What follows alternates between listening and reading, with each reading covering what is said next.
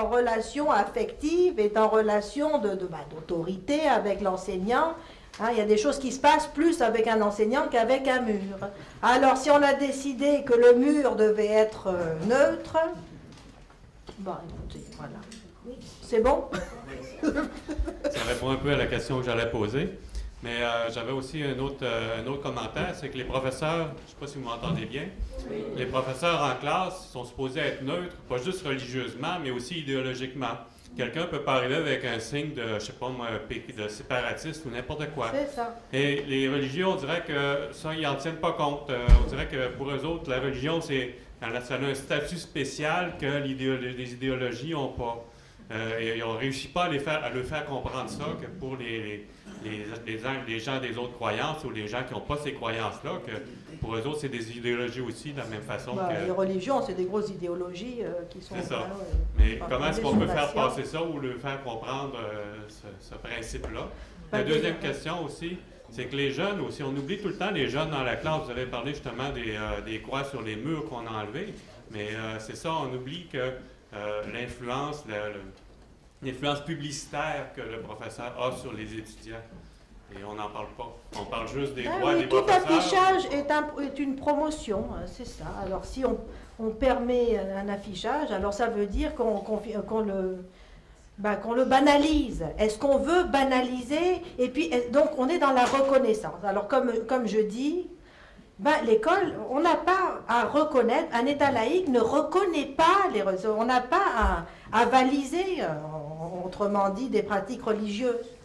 On n'a pas à avaliser toutes les valeurs religieuses. Hein. L'école devrait avoir, en tout cas, des valeurs. On a le code, en tout cas, comment ça s'appelle à l'école le code de conduite. Non, mais oui, mais le message qu'on veut faire passer, enfin bref, excusez-moi, je perds un mot là. Mais l'école a ses valeurs, l'école on doit avoir des valeurs à passer aux enfants. D'ailleurs, on s'interroge sur le changement du cours éthique et culture religieuse. Alors, ça serait bien le moment de penser à l'éthique qu'on veut transmettre à nos enfants. Tiens, d'ailleurs, en parlant d'arguments, pas payé, oui, c'est de la publicité, exactement. Alors, quelle éthique? Alors, justement, hein, donc, on veut transmettre une éthique à nos enfants, et donc on n'a pas à accepter toutes sortes de valeurs religieuses. On n'est pas neutre en termes de valeurs. Ouais. Merci. Bonjour Farid. Une question facile, Farid, là. Une question facile, là. Non, je ne vais pas poser de questions. Okay. Je vais plutôt suggérer 3 petites clés de lecture pour comprendre un peu ce qui se passe dans la tête de ces individus qui vont aller jusqu'à la Cour suprême. D'abord, ce n'est pas des personnes, ce n'est pas des individus qui s'attaquent à la loi 21, c'est des groupes et des communautés. C'est la grande communauté des islamistes. Et cette grande communauté des islamistes ne sait pas ce que c'est que la citoyenneté, ils ne se considèrent pas comme citoyens, mais comme pratiquants. Donc, il faut se mettre à leur place, ce n'est pas des individus qui pensent comme nous, citoyenneté, fédération ou république pour ce qui est de l'Europe, etc. Et tu parlais du financement. Chaque avocat qui va porter plainte est un avocat qui le fait gracieusement, parce que par la suite, il va avoir plein d'affaires à traiter, étant donné qu'il y a maintenant, et en fait, ça existe depuis 1979, et ça a été confirmé en 1983, il y a l'Organisation internationale des pays islamiques pour l'éducation, la communication et l'information. En Europe, ils sont bien installés, et ici aussi, par tous les organismes canadaux, islamistes, etc. Et ils ont de l'argent qui est fourni par les 59 États musulmans qui font partie de l'OCI. Alors en matière de $10 000 et $50 000, on est très loin. Il faudrait que nos avocats soient gentils et qu'ils traitent les dossiers gracieusement, ce n'est pas encore gagné.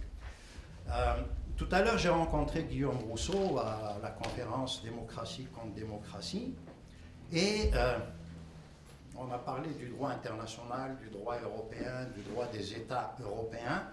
Et ce qui m'a frappé, c'est que ni ici ni ailleurs, on ne parle de l'ingérence d'un droit étranger dans le droit national, c'est-à-dire le droit canadien pour ce qui nous concerne, ou le droit québécois. Et ce droit international, qu'on le veuille ou non, c'est la charia. Est-ce qu'on accepte ou est-ce qu'on n'accepte pas que ce corpus d'articles tirés du Coran, de la pratique musulmane, etc., viennent interférer dans nos lois pour les mettre de côté et dire au nom de ma loi à moi, eh ben, il faut mettre de côté vos lois. Mais c'est le travail des juristes. C'est le travail des juristes de dire oui, l'insertion du droit international musulman, puisqu'il n'est même pas accepté dans tous les pays, n'a rien à voir ici. Alors le port du voile, du signe ostentatoire, les pratiques, etc., vous avez accepté d'être citoyen canadien, eh bien réagissez et agissez en tant que citoyen canadien. Mais il faut vous faire les multiplicateurs de l'idée, parce qu'il faut aider ces juristes à aller chercher un petit peu ce qui se passe en matière de droit international. En Europe, ils sont arrivés à le faire parce que les États européens ont dit à la Cour européenne, stop, il y a des choses où tu peux intervenir, mais il y a des aspects dans le droit français, par exemple, ou allemand, ou même britannique, où vous ne pouvez pas interférer. Voilà, c'était un petit peu trois clés de lecture, et puis à tout le monde de faire la suite.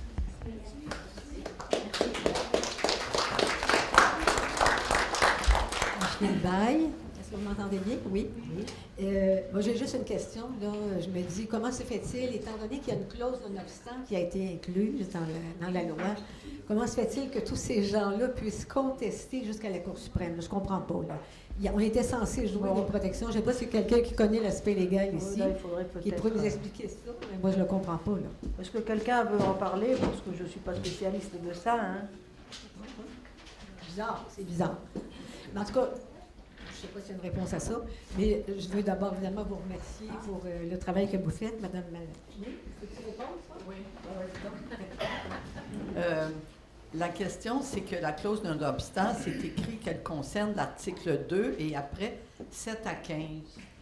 Mais ils sont allés chercher parce que même avant que la loi soit votée, au mois de juin, les juristes étaient déjà organisés pour trouver, y a-t-il moyen, y a-t-il un trou? Alors, ce qu'ils ont sorti pour l'instant, c'est l'article 28 qui dit que c'est un article qui doit interpréter le restant, mais ils en font un article, ils essayent de trouver un article qui dit donc que ça doit être appliqué dans l'égalité des hommes et des femmes.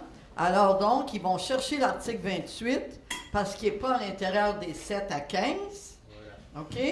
Et que, comme c'est un article qui était supposé être interprétatif, c'est-à-dire que si entre 7 et 15, on dit tels droits sont suspendus, bien, l'interprétation ne convient pas, mais eux autres, ils disent non, ça va être au-dessus, là, de l'article 33. Donc, ils sont en train d'essayer de réécrire la Constitution avec... Mais c'est ça, le droit anglophone, anglo-saxon, c'est que à mesure de jurisprudence, il avance des règles différentes. Donc, la bataille, c'est la juge Esland, d'ailleurs, qui a recommandé ça à ceux qui portaient plainte, celle qui était en cours d'appel.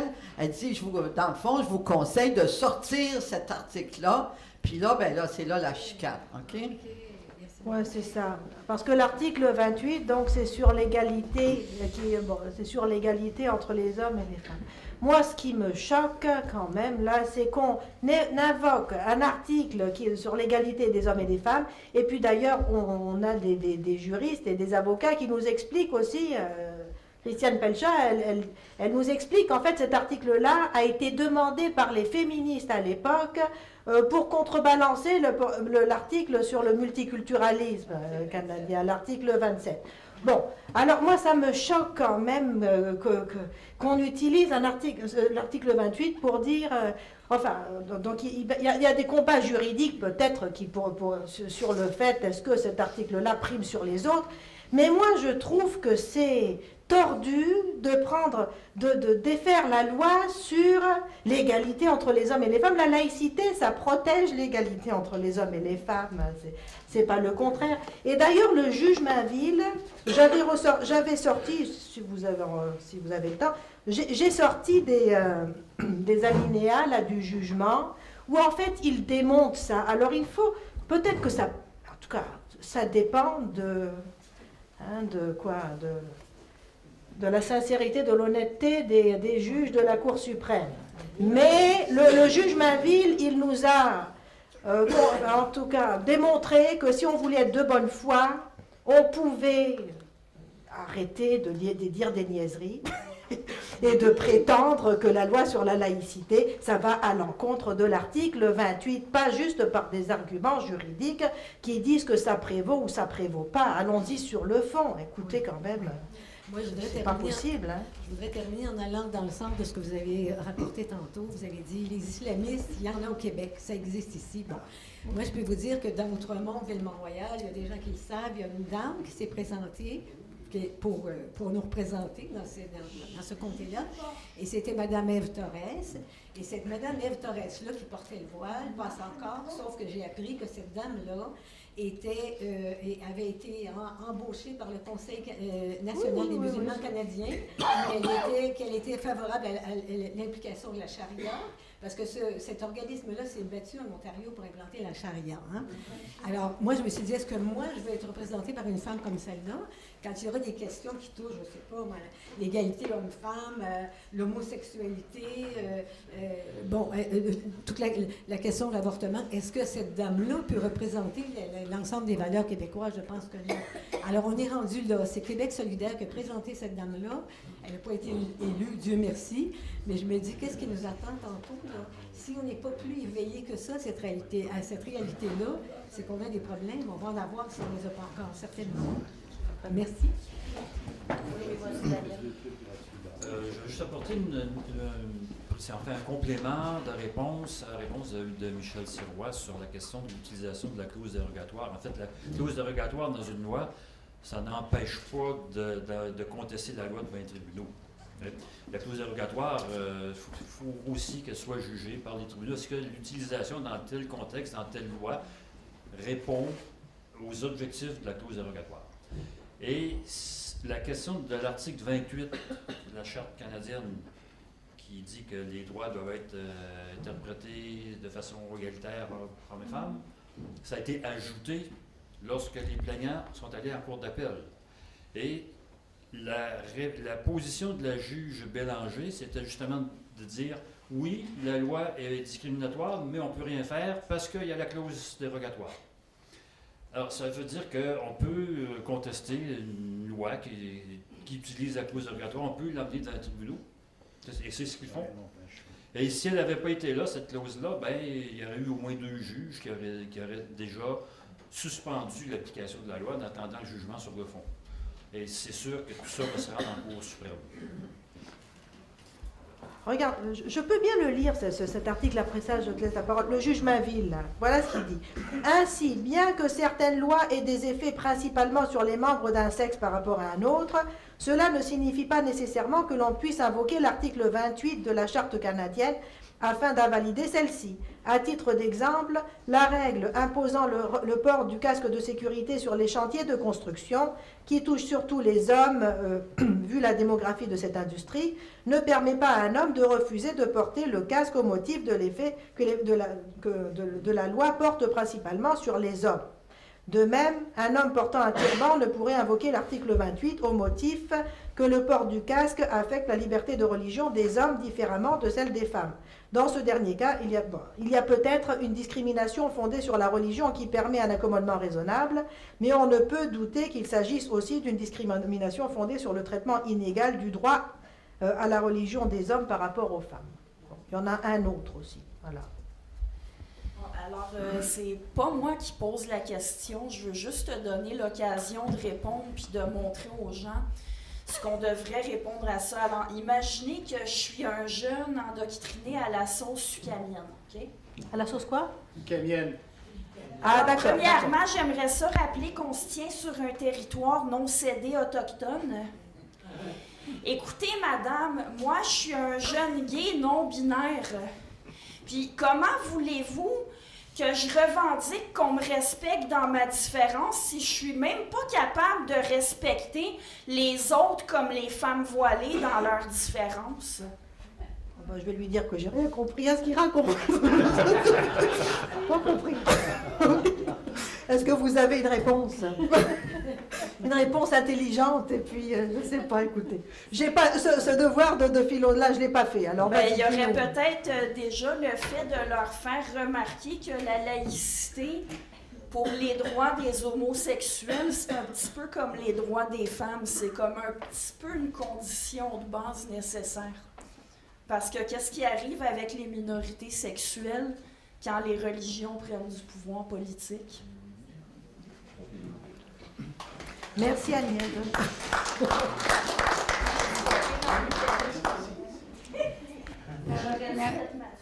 Merci Nadia. T'étais pas assez crédible, là. Je savais que c'était toi, je t'avais reconnu. Merci Nadia pour l'exposé. Je voulais juste apporter un autre côté d'une réponse. Il faut chercher qui finance ces groupes-là. C'est qui les finance, premièrement. Deuxièmement, il faut faire attention que si on continue de favoriser le sectarisme et le communautarisme et la ghettoisation de la société, ça ne sera plus une société cohésive. Et puis, on va finir par être comme le Liban, un pays ingouvernable. C'est ça ce qui arrive maintenant en Angleterre, avec des quartiers où les gens ne peuvent pas même passer là, même les femmes ne peuvent pas marcher dans les rues. Et puis la charia prime là-bas en Angleterre. Est-ce qu'on veut ça ici pour le Canada? On va finir par avoir la balkanisation de la société, exactement comme le Liban. C'est ça qu'on veut? Il faut faire la question. Non. Il y a déjà ça ici, là, un café où les femmes ne peuvent pas aller. Il y en a déjà un. Bah, c'est pas qu'elles peuvent pas y aller. Oui. Non, mais c'est pas interdit aux femmes. Ben non, mais c'est bon, c'est tellement ghettoisé. Oui, c'est ça. C'est parce que c'est intimidant pour les femmes d'y aller parce que ça se fait pas. Il y a l'idée que ça se fait pas et tout ça. Voilà.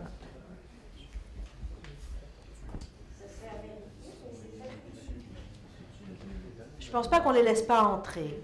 Je pense que simplement, ça fait pas partie de leur. C'est sous-entendu. On sait que c'est des cafés où il y a que des hommes, et puis en tout cas, c'est fréquenté par des gens des cultures où les femmes vont rester à la maison, et donc du coup, quand une femme y va, on la regarde. Ma mère en Tunisie, eh ben, ils sont organisés un club de femmes pour aller au café. Et donc, comme ça, elles sont à plusieurs pour faire changer les façons de faire.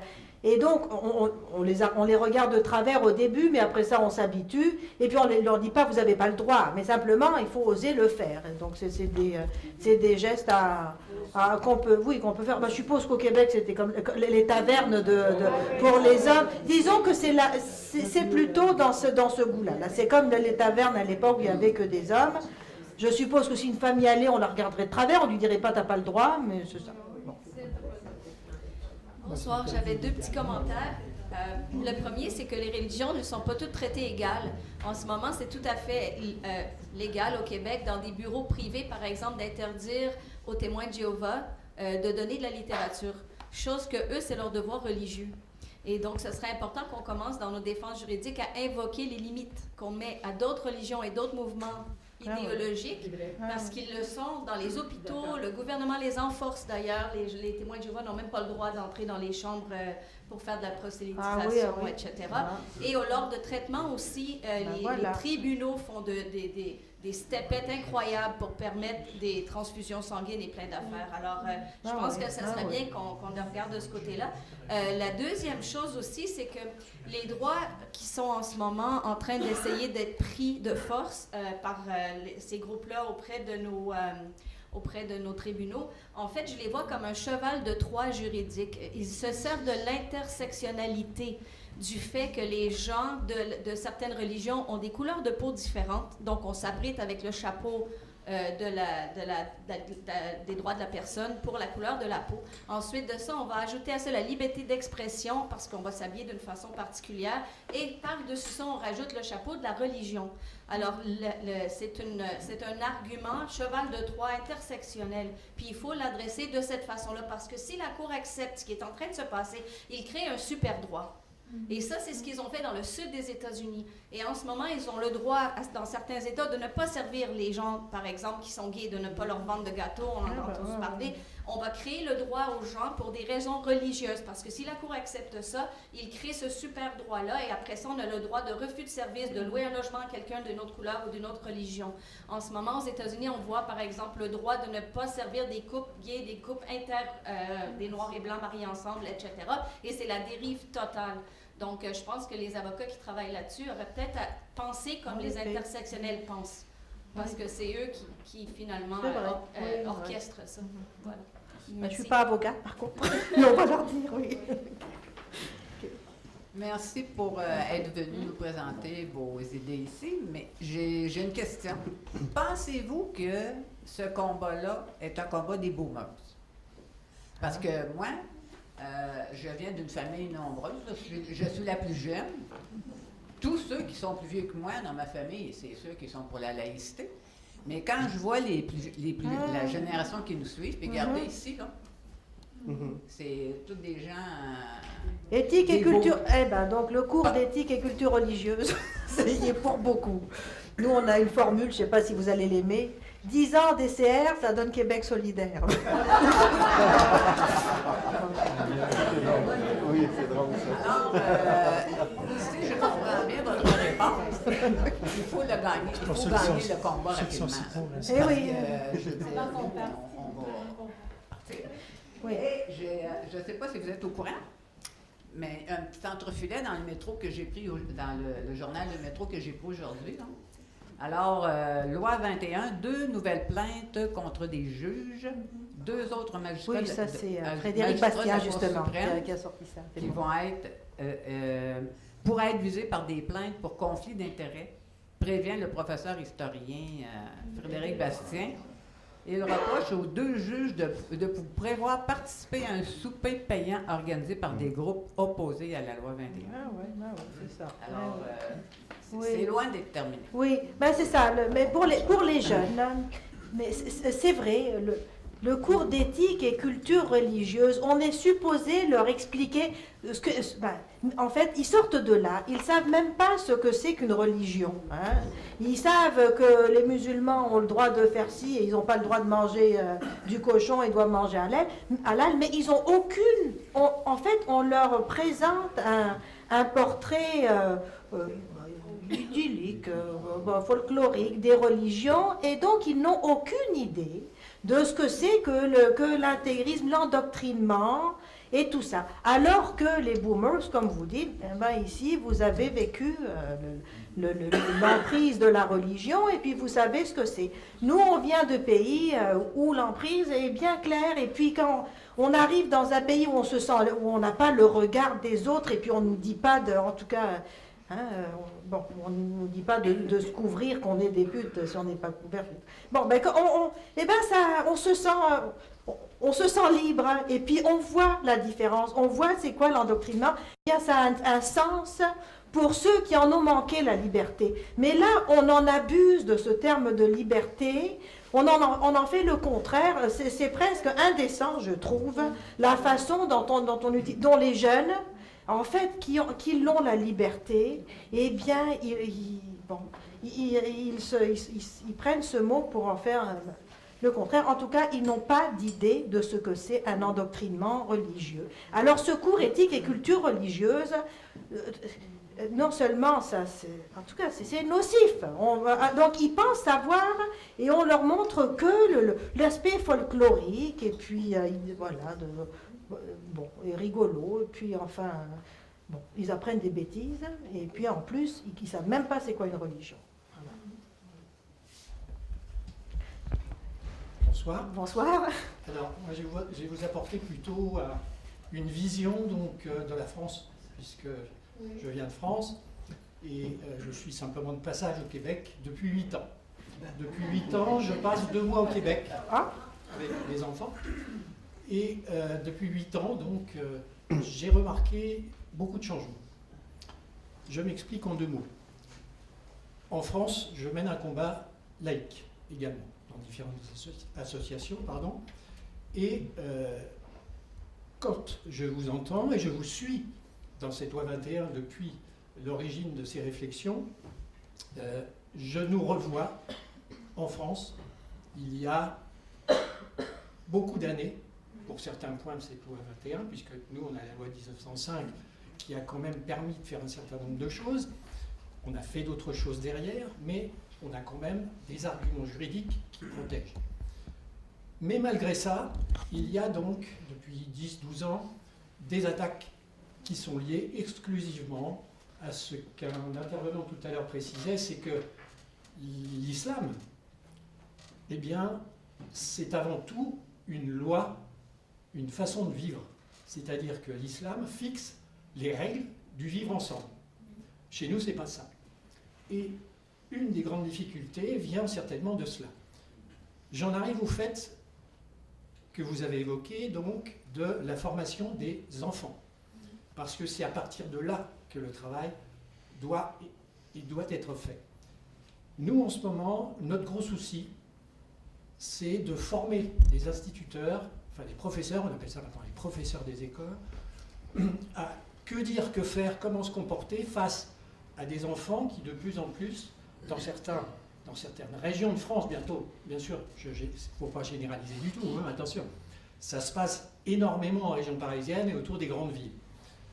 Mais de plus en plus, les professeurs des écoles sont confrontés au refus par les enfants d'entendre l'enseignement qui est donné. C'est-à-dire que non, mon papa, ma maman m'ont dit que ce que vous dites, c'est pas vrai. Et ils le disent devant les classes. Donc, il y a des formations qui, depuis plus d'1 an, se mettent en place pour justement apprendre, parce qu'on est quand même un petit peu déconcerté quand on entend ça, surtout d'un enfant de 9 ans. Donc, ça veut dire que si on peut dire qu'il y a 2 camps, dans le camp d'en face, on travaille la jeunesse. Dans les mosquées, on travaille la jeunesse. Nous, la laïcité, elle est frileuse.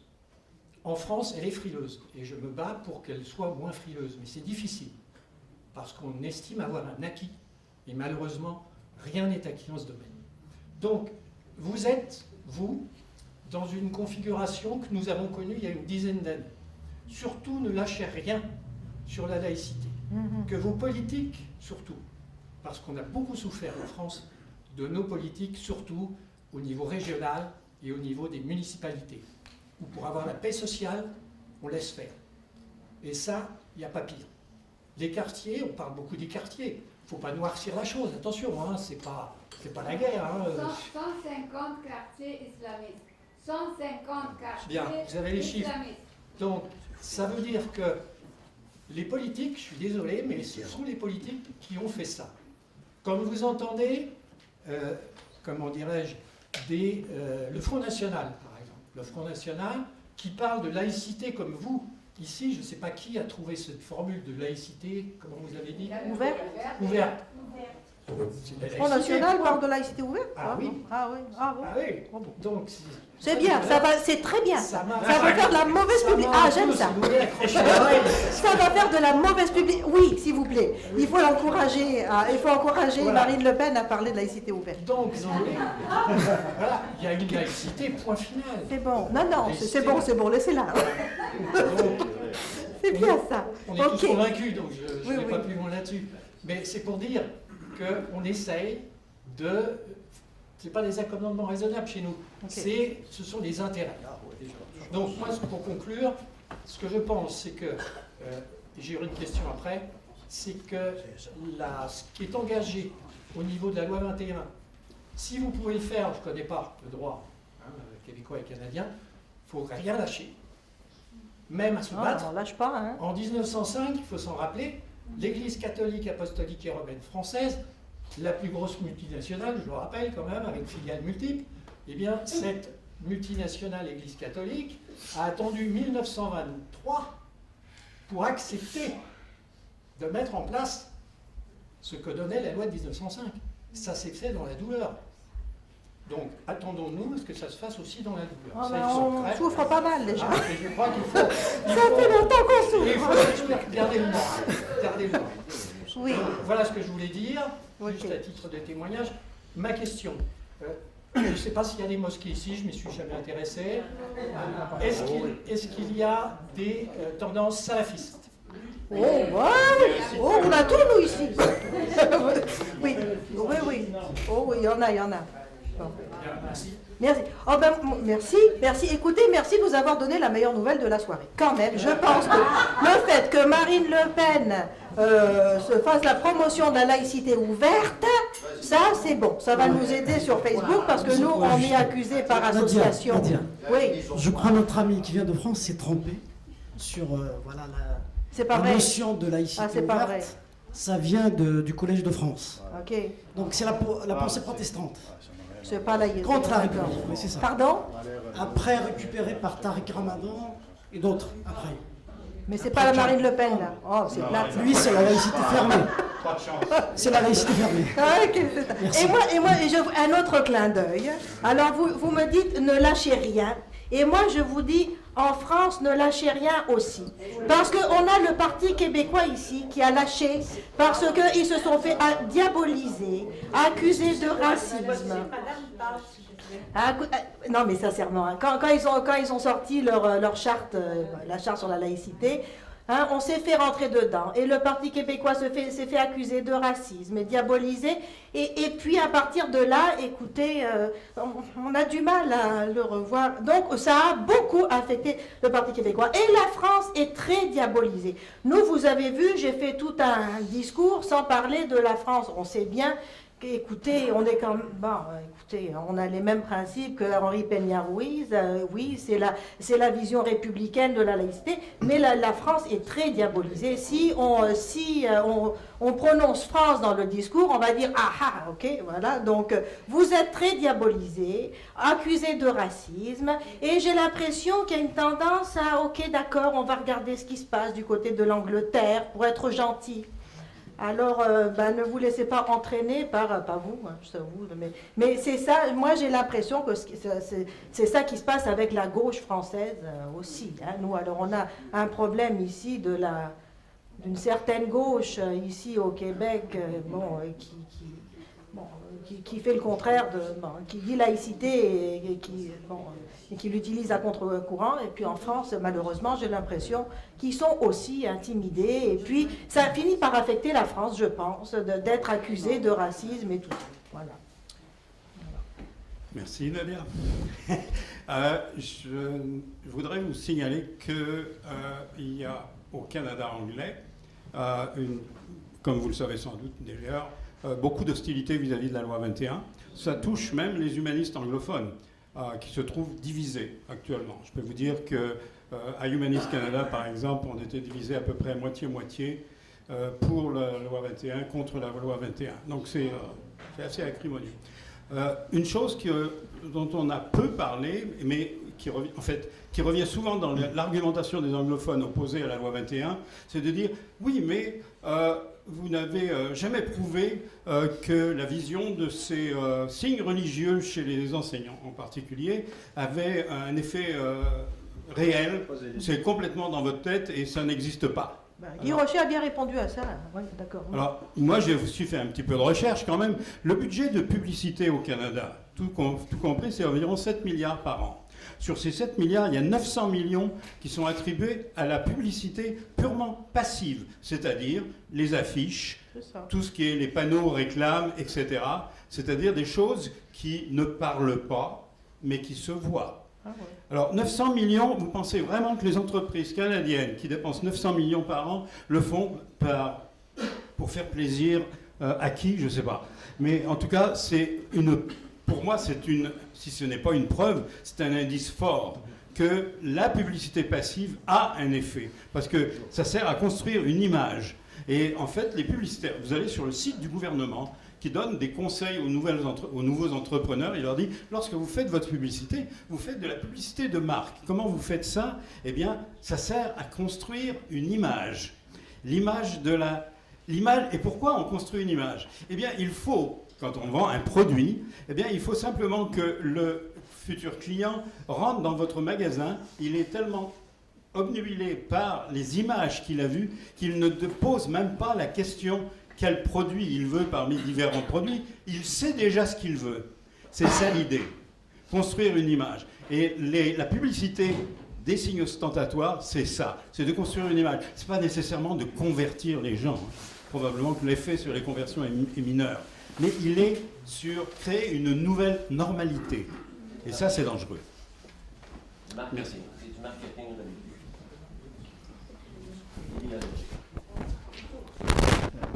Je fais suite. Tout le monde a sûrement un chandail avec Tommy Hilfiger, Lacoste. Ça parle pas. Il n'y a pas de micro avec ça qui dit « Achetez un chandail Lacoste ». Mais ça finit par nous envahir. Et c'est là, c'est ça l'objectif. Que les gens deviennent comme des hommes sandwich, on disait avant, qui faisaient la publicité, là. Là, c'est des humains, mais avec des signatures. Bon, moi, je voulais juste mentionner que quand je suis allée au Palais de justice le 7 janvier, j'ai vu un juge, par son langage non verbal, par ses interventions, qui n'avait pas l'air fort de notre bord, je peux vous le dire. En plus, ce que je voyais, il va y avoir, pour l'instant, ce qu'on voit poindre, 2 groupes contre une douzaine. Alors, les forces ne sont pas égales. 2 groupes qui n'ont pas d'argent versus une douzaine qui ont de l'argent, qui sont financés. Alors, et qui font une multiple procédures, procédure par-ci, procédure par-là. Je ne sais pas où ils prennent leur argent, mais ils ne nous le disent pas, mais on peut s'en douter. Quand tu parles de l'avocat de notre bord, il faut dire à qui tu parles, de qui tu parles, parce qu'on va penser que c'est Guillaume Rougeau. Non, c'est ça. Il faut dire de qui tu parles, parce qu'on va penser que c'est François je dis Côté. que de l'autre côté, c'est-à-dire ceux qui sont contre la loi, ils ont multiples. Mais quand tu as dit que de notre bord, on a un avocat pas fort, Michel... Non, j'ai pas dit ça. Ah bon? Le Tu juge. as dit qu'il y avait... Nous, on avait... J'ai dit le juge. Le juge. Ah, mais parce qu'il y en Oui, a un qui n'est pas très non. fort, je ne sais pas qui... Non, le juge était pas de notre côté, là, trop. En tout cas, c'est ce qu'il démontrait. Ça veut dire que, attendez-vous à ce qu'on soit obligé de faire une campagne de sociofinancement. Et l'argent, c'est le nerf de la guerre, puis on va la perdre si on ne met pas un peu l'argent, notre main à la poche. Alors, vous allez être sollicité éventuellement, puis pour payer le minimum des frais, puis tout le restant, on le fait contrairement à ceux qui sont contre la loi de la laïcité.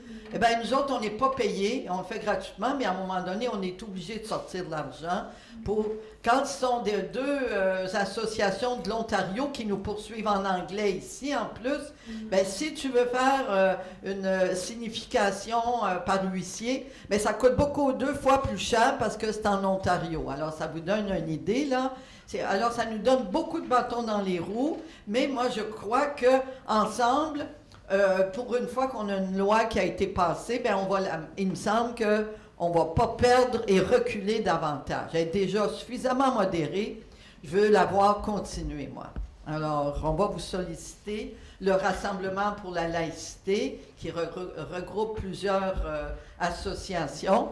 On va faire cette campagne-là, puis vous allez entendre parler de nous.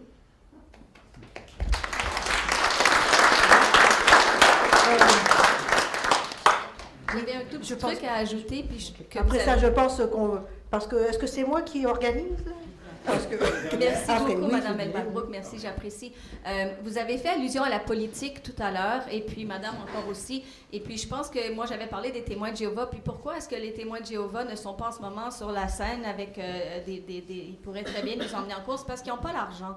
Et la raison pourquoi ce groupe-là a l'argent, bon, on sait qu'il y a des gros intérêts en arrière de ça, mais il ne faut pas oublier que ces intérêts-là, ils sont politiques. Ils ne sont pas seulement religieux. En fait, ils sont plus politiques que religieux. Ils sont énormes. Mais, Ouais, tout à fait. ben oui. Et puis, une chose au Québec, on a peur, c'est que là, on parle de la gauche, puis de la gauche, puis de la gauche. Tu sais, on est tous à gauche, de la gauche. Mais à un moment donné, on n'a pas, comme aux États-Unis, un côté plus gauche-droite là, du milieu, tu sais. Mais il faudrait qu'on réapprenne ici nos valeurs républicaines. Il faut qu'on réapprenne à faire le discours puis à exposer les politiques qu'il y a derrière ces mouvements-là, parce que les gens ne vont pas se mobiliser pour être contre la vertu. Quand on veut permettre à quelqu'un de s'habiller comme il veut, on veut permettre à quelqu'un d'exister, on fait dire qu'on est contre la vertu.